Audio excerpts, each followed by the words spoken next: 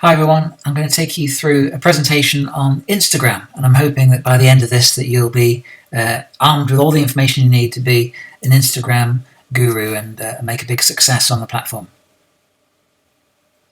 So what is Instagram? Well, it's a mobile platform that launched just over a decade ago in October 2010, and it was described as being what would happen if Flickr and Twitter had a baby when it first came out. So it uses the photo experience of Flickr, the online photographic portal, with the sort of real-time conversation element of Twitter. So the app itself has evolved a fair bit over the last 10 years, and I'll touch upon that in the next few slides.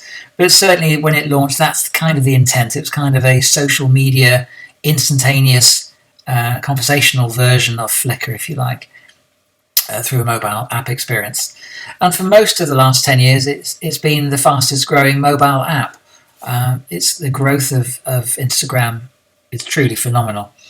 It was bought by Facebook fairly early on, actually, a couple of years after it launched. And Facebook paid what was thought at the time to be an obscene amount of money, $1 billion, for an app which was 2 years old, had not achieved any profit, and only had 13 employees. And a lot of industry watchers thought Facebook was a little bit crazy. But when you look at the growth rates of Instagram and how fast it's grown since, you can see it clearly made a lot of sense, as the company is now worth over $100 billion in estimation. So a very smart strategic purchase by Facebook 8 years ago. A few stats about Instagram to show how big the platform is and why it's so successful. Well, one of the reasons for its success is it has a higher per post engagement rate than any other social platform. And on average, it's 58 times more engagement per follower than Facebook. So your followers on Instagram are much more likely to engage with you than the people that you know on Facebook per post on average. There are over 1 billion monthly active users. That's 3 times higher than Twitter. And in fact, only Facebook and WhatsApp are bigger than Instagram. They have more than 500 million daily users. I mean, the numbers are just staggering.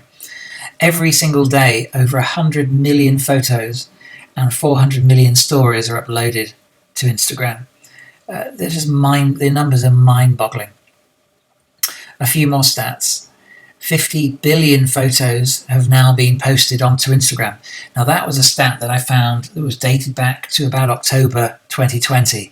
So that number is clearly much, much higher than that now. 4 billion photos are liked daily on Instagram. 71% of businesses used Instagram. And again, that stat is a few months old, and that could surely only have grown further. Instagram is now seen as quite an integral tool for businesses. As the traditional media is playing a much smaller role than in the old days, and platforms moving digitally, advertisers moving digitally, and social media, in particular Instagram, for services and products where photographic or videos are a great way to showcase the product, then Instagram totally makes sense within a social media ad campaign. 80% of users follow at least one business. So again, you can see why businesses are keen to make sure they have a presence on the platform. More and more Instagram followers are starting to connect with businesses, and it's a great way of showcasing. 91% of posts are photos and 9% of videos. So about 9 out of 10 posts on Instagram are pictures. Videos take up about 9%, and in stories, the mix is much more heavily weighted to videos. Videos are very commonly used in people's stories. One of the great things about videos on Instagram is that they have a much higher rate of engagement. Short form videos, typically 15 or 30 seconds, are more likely to be seen on Instagram than perhaps the same type of video footage on other platforms. So if we look at the way that Instagram has evolved over the last few years. In 2010, as we said, the app launched. Hashtags, which are very, very critical, important components of the way Instagram works, were added in the first year of release. And that effectively is a feature that came from Twitter. Clearly, Twitter devised the idea of using hashtags in social media, Instagram were fairly quick to copy that feature. A couple of years later, video sharing was added, so the platform was just photographs for the first couple of years. And then around about 2012, Vine was starting to get some huge traction in the market, which was a platform where 7-second videos were shown, in a way a little bit like a forerunner of TikTok today. So video sharing was added in 2013. More image editing tools were added in 2014, so there were filters before then, but more things you could do with your photos were added later. Stories were added in 2016, and that was a feature copied from Snapchat, as Snapchat themselves were starting to get real market traction again around about 2015, 2016, and Stories was a very key feature of Snapchat. Also in 2016, live video broadcasting up to 1 hour was added, a feature effectively that Facebook had been running with and rolled out to Instagram. In 2017, multiple photo postings were available, so like a slideshow or carousel feature, you could post up to 10 images in a single post, and viewers can skip through them. In 2018, Instagram television was added. Initially that launched with 10-minute videos, and now that's been expanded up to 60 minutes. So you'll see a short preview video in the post, and then you can click on the IGTV button, and that'll take you to see the longer form video, which can be up to 60 minutes. And that's effectively trying to compete against the huge growth of user-uploaded videos on YouTube. And then in 2020, Reels were added. And these are short-form videos effectively trying to compete with TikTok. So all the way through their evolution, as the app has evolved, they've copied the best features from the fastest growing social media platforms that are effectively potentially competitors to them. And in a couple of instances, certainly in the case of Vine folded after about 3-4 years, and effectively Instagram was able to destroy the competition and remain relevant and keep growing. So that seems to be very much part of their strategy as the app evolves. So why is Instagram so popular? It's huge, and they've copied more features from social platforms to keep themselves relevant. But why is it just intrinsically so popular? Well, it's mobile, it's easy, it's fast, and it's real time. The filters, particularly in the early days of Instagram, everyone was using their filters, and it kind of made your photo look instantly professional. You give it a nice vintage look just with a click of a button, and suddenly an average photo taken on your mobile phone could actually look pretty decent. It's a friendly social media platform. It's one of the best in terms of communities of photographers that like the same subjects. It has a familiarity about it. One of the benefits of taking features from other platforms that are popular is that there is a familiarity about those features. So everyone knows what a hashtag is because of Twitter. We all know how to use the like and comments because of Facebook. So that familiarity actually helps, I think, in terms of usage. It's fairly quick to get used to Instagram, even though they do often change the features around and the layouts around fairly frequently. It doesn't take too long to get to grips with them because we have the basic sort of knowledge of how these social media platforms work and how certain functions are supposed to work.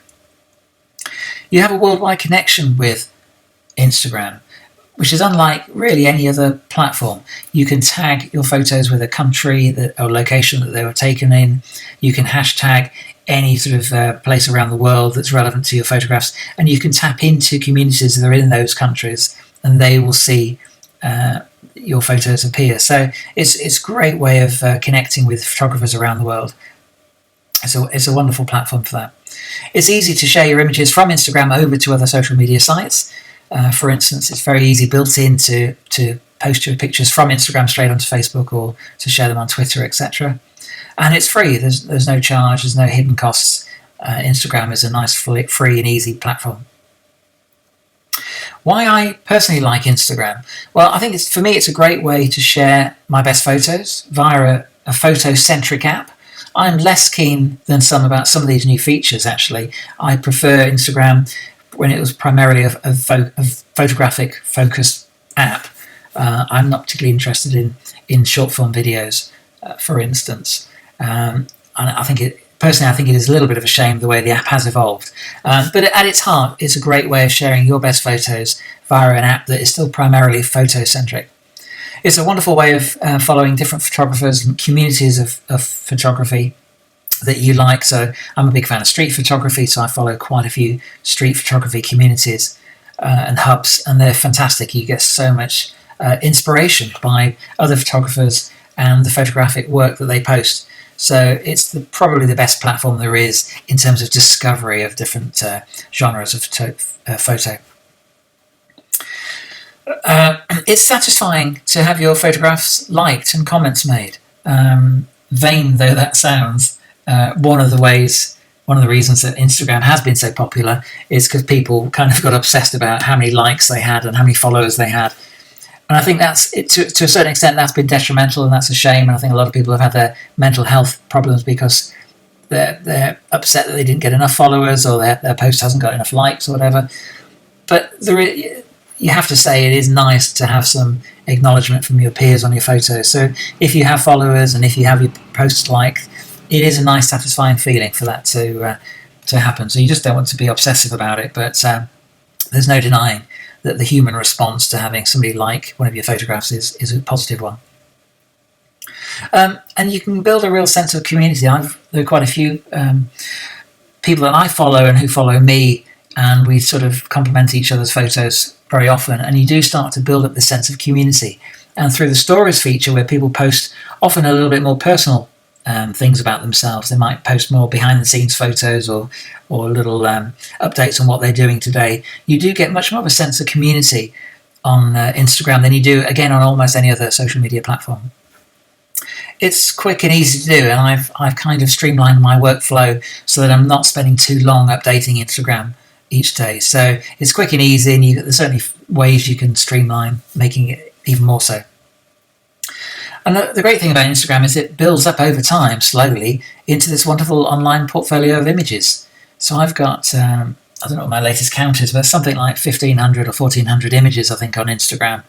And, that's taken me 6 years or so to build up. But now it's this fantastic collection of photographs, and it's great to be able to go back and through them and see subjects I've taken, different processing techniques I've used over the years, subjects I've taken.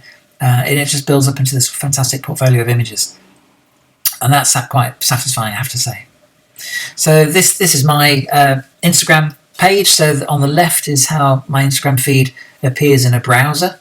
So you can look at Instagram on a PC or a Mac through a web browser. And this is how it looks. You can't, however, I don't think you can anyway, post images from the web browser. I think you need to use the app to do that. But certainly you can go in and look at somebody's feed through a web browser once you've logged in. And then on the right-hand side is how it looks on my iPhone. And that bottom piece is the timeline, and you can scroll through that and see all your posts. And then if you click on the home key bottom left, you'll see then the main feed of everybody's photographs that you follow. So the app is quite intuitive, very easy to use. And as I mentioned earlier, it's great for discovery. So for instance, using the search tab, if I want to look at accounts for street photography, I could type in street, and you can see there lots of different street photography hubs and communities come up. So if I looked at, say, Street Gallery magazine, I thought, well, that's a nice one, I'll check that one out. I can click on that, I can click then the blue button to follow that if I want. And this particular one has images that are curated from lots of different street photographers. And you'll see also when I follow that, that other suggestions come up. So on that third image along, you can see 3 or 4 other suggested ones come up because I've liked that particular hub. And I can click on see all, and then I can see a whole list of other hubs similar to Street Gallery magazine that I might be interested in following. So I can look at each of those and follow any that I like. So the discoverability that's built into Instagram is phenomenal and really second to no other platform.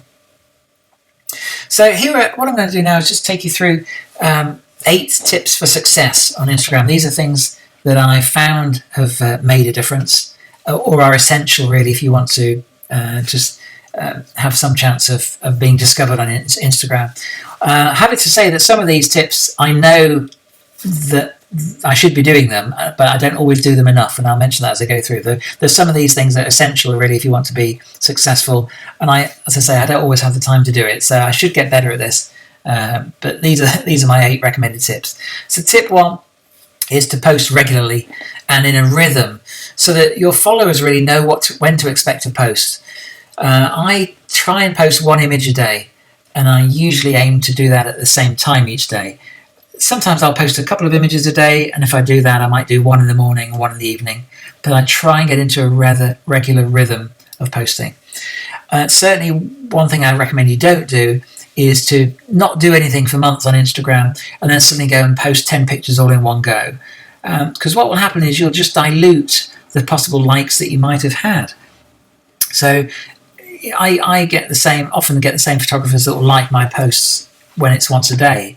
But if I were to post 10 in a row, perhaps my followers might only like 2 or 3 of them, the 2 or 3 that they really like, and they might ignore the other 8. I've got a much better chance of receiving more likes by spreading the posts out. So don't get into the trap of thinking, I've not been on Instagram for a while, I better go and post a whole batch of photos. It is better to stagger them and get into a regular rhythm. And what you'll find is that certain people that like your posts may well be browsing Instagram on their mobile at the same time each day too, and therefore they may also get into that regular rhythm of seeing your photos and liking them. So that's tip number 1. Tip number 2, and this is really important, and it took me a couple of weeks of using Instagram before I realised I needed to be adding hashtags. Because if you don't add a hashtag, nobody's going to see your image because it won't be discoverable. So what hashtags do is they add the discoverability. And it's very important that you sort of modify your hashtags and make them relevant to the type of post. So here you can see I've used hashtags on these 3 posts that are relevant to the image. So the picture in the middle, which was Neil Young playing in Hyde Park last year, I put hashtags related to Hyde Park, to musicians on Instagram, to Neil Young Live, Promise of the Real, which was the band that Neil Young was playing with at that concert. So I adapt the hashtags to suit. The photograph of the bee on the right hand side, I've got things like bees of Instagram. I've got macro insects of Instagram. I put on there the lens I use, my macro lens, a Sigma 105. The picture of the Pitstone windmill on the left hand side, I put there Pitstone windmill, hashtag Pitstone, hashtag Visit Britain, hashtag black and white photographs, etc. Hashtags that are relevant. You can add up to 30 hashtags to an Instagram post. And I would recommend you aim for at least 10. You shouldn't really have only 1 or 2 hashtags. You're not really going to add much to your discoverability.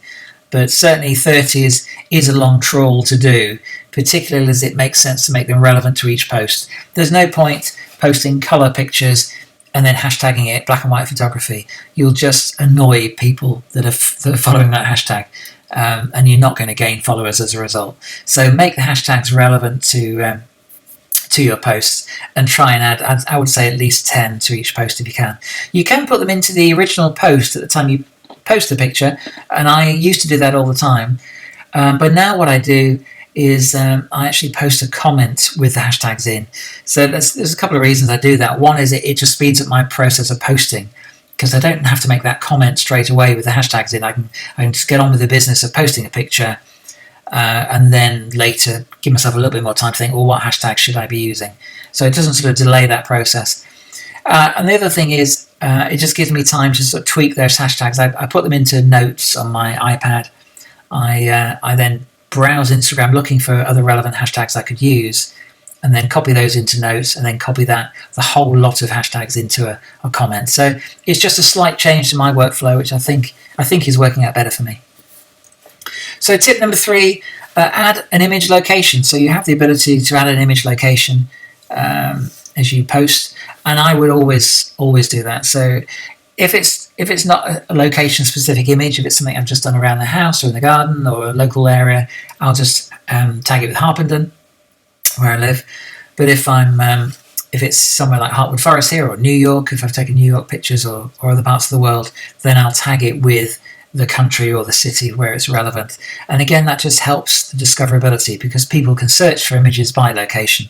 And in fact, they can, on my feed, if you saw this post on my feed, you could click on where it says Hartwood Forest, and then you would go to hashtag the tag for Hartwood Forest and see all the images that have been tagged with the location being Hartwood Forest. So it's a great way of discoverability for users of Instagram, and of your pictures being seen by more people. Tip number 4 is to tag any relevant communities. Now, this is something I'm terrible at. In fact, this is one of the images I've tagged the most communities ever, and there's only 5 on here. And in fact, I know photographers who will tag 10 or 20 different communities or businesses or hubs onto their pictures when they post them.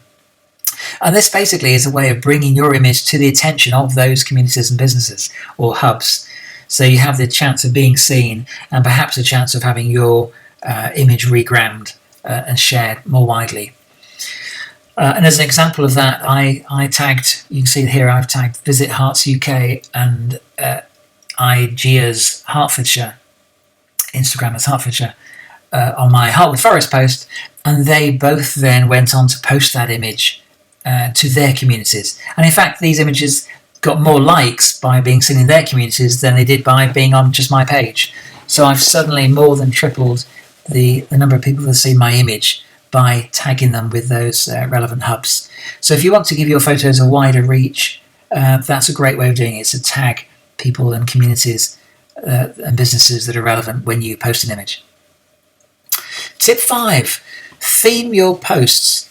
So specific themed Instagram feeds get far more followers than generalists, I would say. Unless you're famous or unless they're your friends, people tend not to follow photographers that just post random images. However, they do follow very widely people that are specific to a certain type of imagery. So photographers that are known for their imagery, perhaps they're wedding photographers or they're landscape photographers, or they only post cityscapes in monochrome or whatever, those types of photographers, it's quite easy for them to build up a community because it's a very singular subject and people tend to like that when they're looking at Instagram pages. If you're a generalist, and I'm a generalist, I love taking all sorts of photographs, people tend not to necessarily follow generalists because you don't always know what sort of image you're going to get. You don't know if you follow the guy because you like black and white images, but now they're starting to post colour images of food or something, then you might not want to see those photos in your feed. So people like to follow photographers where they have a sense of, they know what sort of images that they like and they'll see.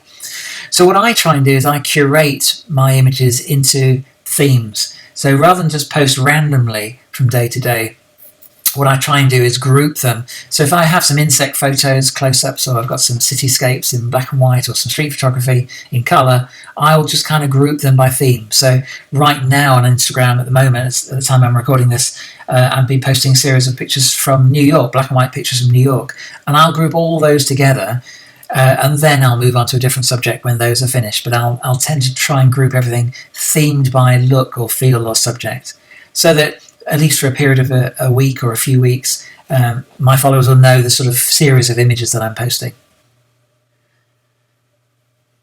Tip 6, write about the image or tell a story. So written content can really help people to engage with your posts.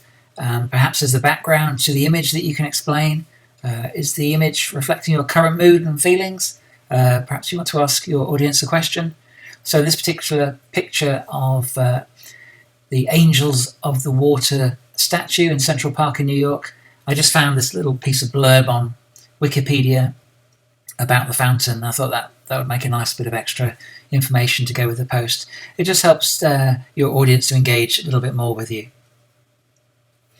I'm a bit rubbish at it, actually, and so one of the things I like to do every now and again, and it clearly makes sense with a music post such as this image of Neil Young, I went and copied some lyrics from the internet on one of his songs. But using quotes or lyrics is actually quite a nice idea. I know lots of photographers who will post images and then they'll just put up sort of random motivational quotes alongside. And the quote might not have anything to do with the image at all, but it's just a way of starting a discussion or providing some extra sort of context to the image, or even just something that will hopefully engage with your audience. And your audience may just like the image, but they may really love the quote that's written underneath the image, or the question that's been posed, or the emotion that's been expressed. So think about what can go alongside your picture just to give it some context or to engage a little bit more with your audience. Make your post work a bit harder effectively.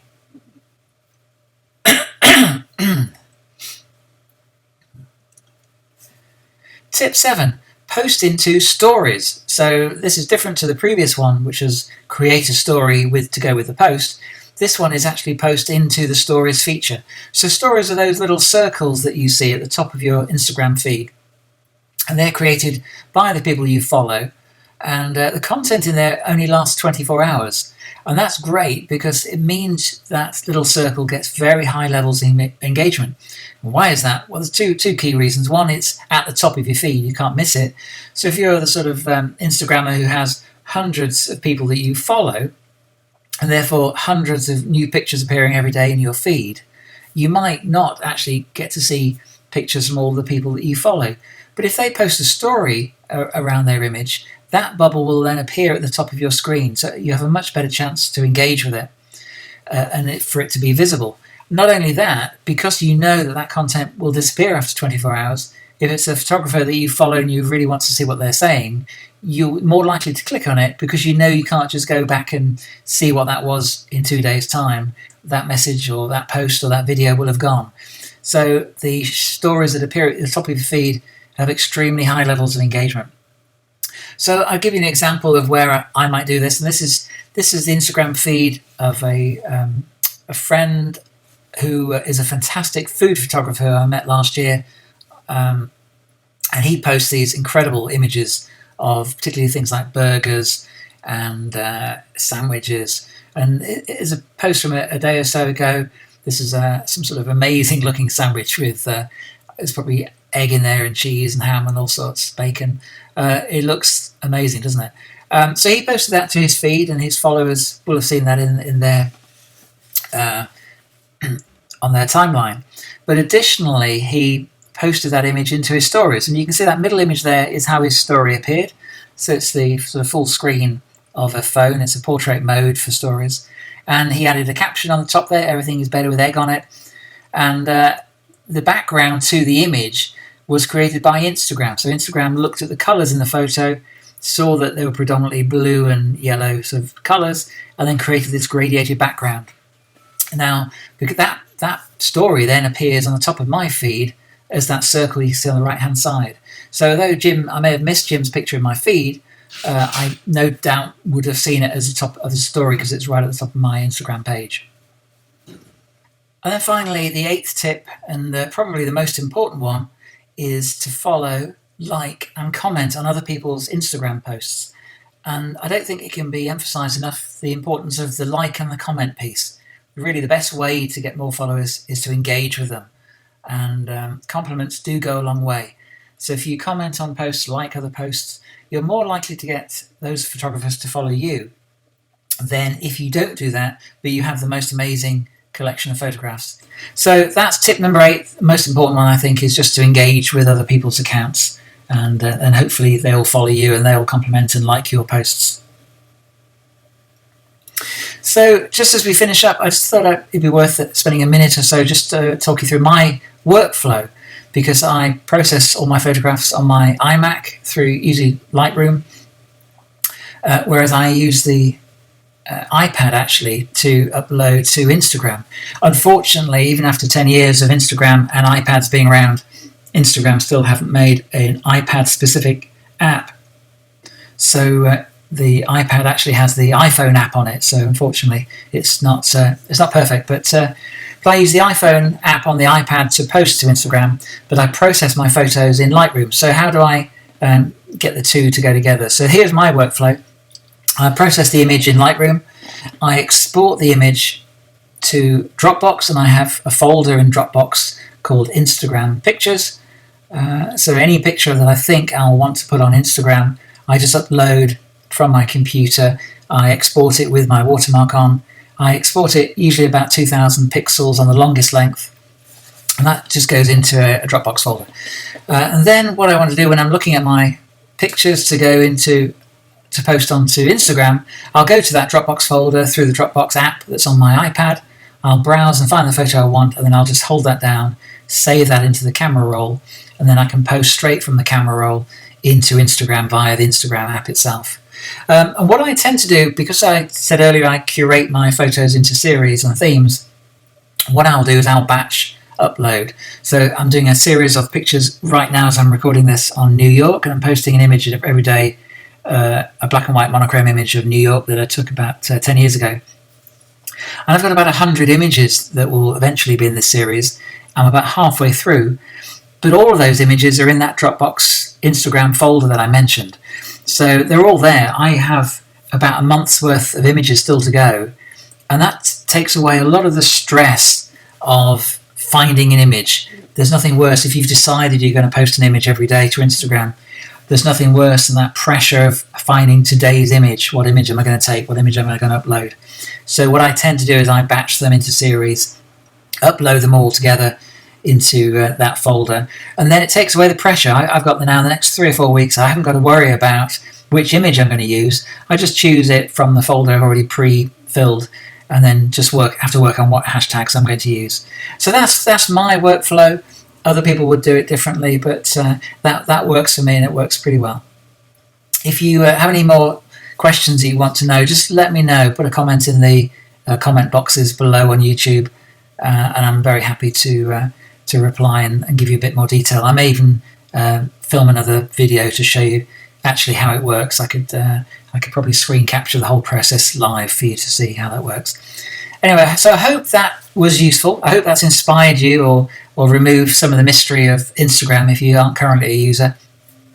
I recommend you get Instagram. It's a great app. If you don't want people to see your photos and you want to remain private, you can do so. I know lots of people. I've got lots of friends who are on Instagram, have never posted a picture. I can't see their profile because they've kept themselves private, but they still like my pictures and comment on my pictures, and that's great. And it becomes, because it's such a great tool for discovery of photographs, that it's even worth having Instagram, even if you don't intend to share photos yourself. If you're interested in photography, Instagram is probably the best way of finding photographs. At our camera club, we'll often discuss particular photographers, and we may browse Google Images looking for examples of their photographs or go to their website. But you actually find you can just put the photographer's name into Instagram, and you'll see hundreds, if not thousands, of posts where that photographer's image has been used, and you can very quickly browse the collection of photographs from almost any photographer in the world, probably. So, well worth checking out. I love Instagram, and I hope that presentation helped. Take care, and if you want to follow me on Instagram, I'm @Steve Collins Photo. Take care.